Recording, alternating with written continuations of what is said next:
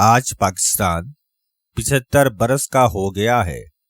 75 बरस बहुत होते हैं, मगर बिजली पैदा कर रहा है, ना गंदम पैदा कर रहा है, ना टमाटर पैदा कर रहा है, सिर्फ बच्चे पैदा कर रहा है।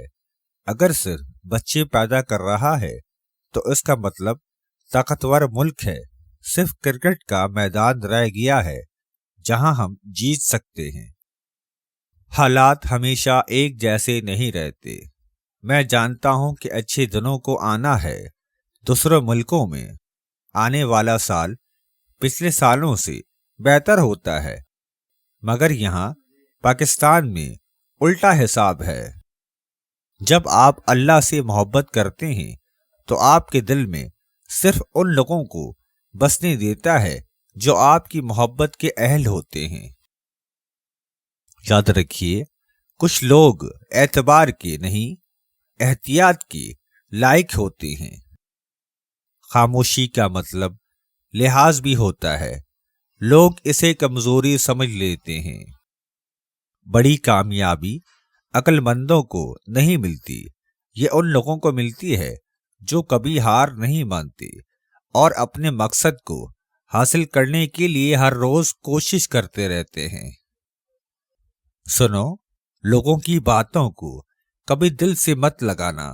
लोग तो अमरूद खरीदने से पहले पूछते हैं कि मीठा है और बाद में नमक लगाकर खाते हैं। क्या जरूरत थी कानून की किताबें लिखने की? सिर्फ इतना ही लिख देते कि जिसमें ताकत ज्यादा होगी, अदालत उनकी गुलाम होगी।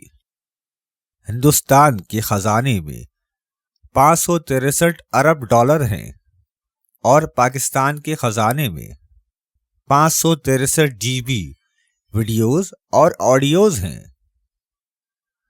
बुढ़ापे में फरिश्ता बनने से बेहतर है कि जवानी में फिरौनियत छोड़ दें। चेहरा तो बदल गया, लेकिन अब ये देखना होगा कि करतूत भी बदलते हैं कि नहीं। जो लोग एक दूसरे की मस्जिद में जाना पसंद नहीं करते, वो जन्नत में एक साथ कैसे रहेंगे?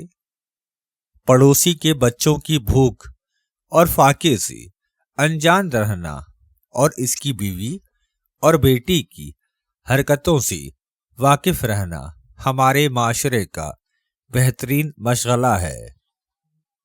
जिसको ईरान से प्यार है वो ईरान चले जाएं और सऊदीया के दीवाने वहां चले जाएं। कम से कम पाकिस्तान को मसलकी जंग से पाक रखें। दुनिया में नमक पैदा करने वाले ममालिक में पाकिस्तान दूसरे नंबर पर, जबकि नमक हरामी करने वाले ममालिक में पहले नंबर पर है। मैंने रमीज राजा से कहा कि T20 में पावर प्ले की बहुत अहमियत होती है। अगर तुम बाबर आजम और रिजवान की बजाय किसी कर्नल जर्नल को पहले 6 ओवर खेलने दे, क्योंकि पावर प्ले को फौज से बेहतर और कोई नहीं खेल सकता। दुनिया भर में सवाल उठाया जाता है तो उसका जवाब ढूंढा जाता है, जबकि पाकिस्तान में सवाल करने वाले को ढूंढा जाता है, फिर उठाया जाता है।